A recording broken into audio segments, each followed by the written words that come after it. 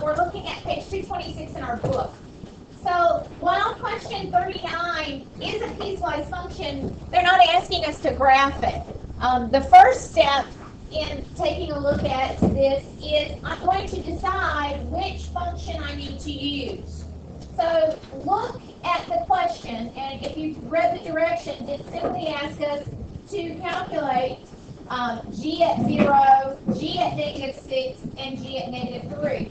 And so for g at 0, I have to take a look at the domain restrictions. These are the domain restrictions. So is 0 less than -3 or greater than or equal to -3? What is that domain before the arrow? No, like over, like in the middle. What is that? This one? Over. This one? Yes. It says IF. If. Oh, in. Okay. Right. So this is the domain definitions. So the first thing I have to do is decide which of these equations to use. If my x value is greater than -3, I'm going to use the first one. If my x value is less than -3, I'm going to use the second one. So in this one, 0 is greater than -3, so I have to use the top one. I have to use g at 0 equals x plus 3. Well, 0 plus 3 is 3, so g at 0 is 3. So if I were graphing this, I would graph the ordered pair 0, 3 for that point. Okay? Now, in the second one, -6 is what I'm looking at. So since -6 falls in this section, I need to use g at -6 equals -x plus 3. So -6 plus 3 is my value. So -3. So my ordered pair is going to be -6, 3, because the opposite of -3 is 3. So basically what you're doing is looking at the sign and seeing that that's true. Exactly. I'm looking to see which of these equations I would use. Would I use the first one or the second one based on my number? And will they ever be like, will you ever use both? No. Otherwise, it wouldn't be a function. Okay? So g at -3, I have to pick one. I'm going to pick this one because it has the equal sign there. Okay? Not this one, no equal sign. So I need to pick g at -3 equals -3 plus 3. So again, you can have your calculator help you with this, but you're going to need to be more specific about the definitions. So the ordered pair here is going to be 0, isn't it? -3, 0 for the ordered pair. Okay, I have another one for us to practice, just so that we have this idea down. Question 41 was the next one that I picked out.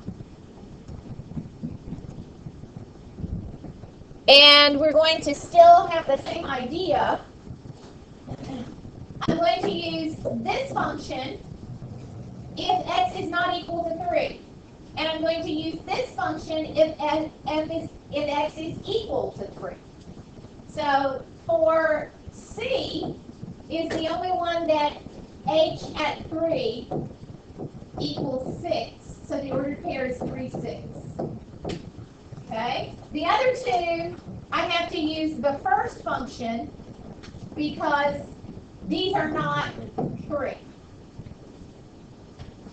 So 5 squared minus 9 over 5 minus 3. So that's 25 minus 9 over 2, which is, what's 25 minus 9? 16? So my ordered pair is 5, 8. Too fast? Order back. So we just did h at 0, and for h at 0, you have to select this one because 0 is not 3, so we use that one. And 0 squared is 0, and minus 9, and 0 minus 3. So negative 9 divided by negative 3 gives me positive 3. So the ordered pair for part B was 0, 3. So in the first problems here, we're not graphing these, but I do want you to realize that they're ordered pair. And so we could graph them. So let's move on to the last example of this type, and then we'll do a graph. I have another question for like, Okay, so we're going to try the graph on this one. Together. These are two lines. Are you able to recognize a line and a curve? Hopefully that's kind of where we're headed. These are linear, right? One is a negative slope, which slants to the left, and one is a positive slope, which slants to the right. The intercepts of both of these lines is 0, isn't it? Because I could say it's negative x plus 0, or I could say that it's positive x plus 0, so the intercepts are 0. So hopefully you're going to recall from Algebra 2 how to quickly graph a line. But let's take a look at this. Isn't my line, negative x, going to be this way? So it would go through the point 0, 0, it would go through this, it would go through this. And so this is my line that he looked at. That is this part right here. And it stops at 0. So this would be an open circle for the green, right? Because there's no equal to sign. Now let's do the blue part. This one's going to be blue. And this is going to be a closed circle here because it's equal to, it includes that. And so the y-intercept is 0, 0, and the next point would be 1, 1, 2, 2, 3, 3. So this line goes like this, and it goes on forever. Okay? So now we have graphed this piecewise function, and doesn't this look like absolute value? Okay? Yes, Benjamin.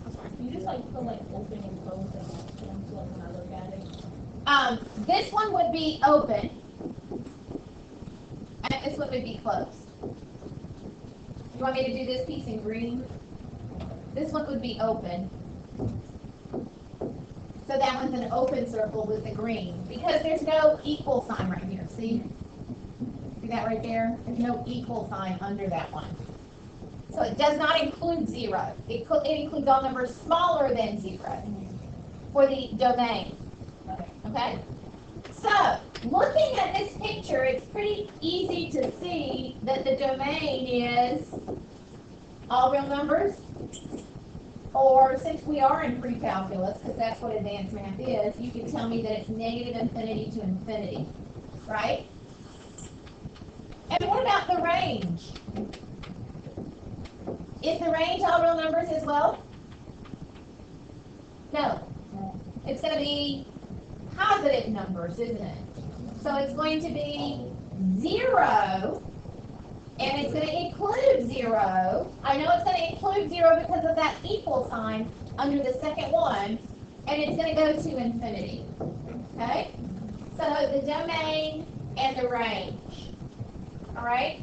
Now, kind of filtering back to where we were before, on what interval? Sorry, I think I got too close to it. On what interval is my function increasing? 0 to infinity. And those are always rounded. Because I can't tell if something's increasing at 0 at that point. On what interval is my function decreasing? And it would be negative infinity to 0. And again, that would be rounded. Even though 0 is included, you can't be increasing or decreasing at a point. Okay?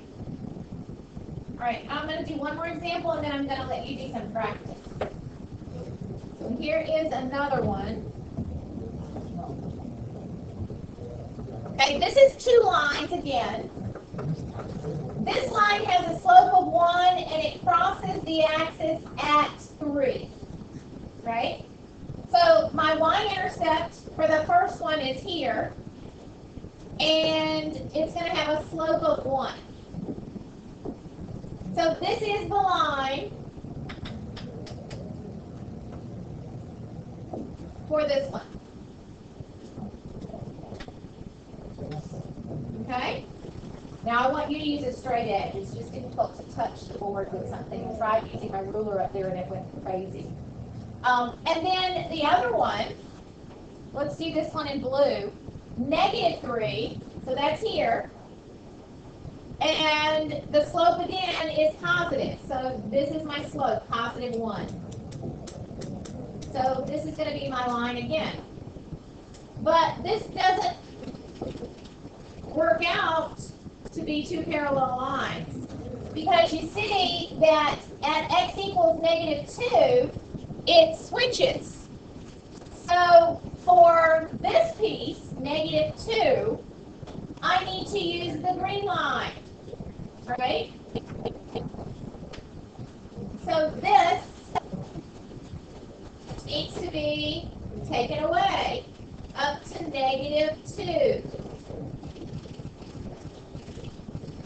Okay? So that then becomes my open circle. Why is it an open circle? Because you see there's no equal sign right there, right? Now the other part, the blue one, needs to be taken away from this side. Now some people don't have to do the erase trick. They can just graph the two lines. But if you're having trouble at all, oops, it's supposed to be -2, isn't it? Not -1. If you're having any trouble at all, you'll probably want to do the erase trick. And that one's colored in because that one says equals. Okay? All right. Now, some of your piecewise graphs are going to be curves. I'm going to suggest most of them are going to be parabolas, that you go to the calculator and do a table like our guest instructor did today, and we'll practice that. So for those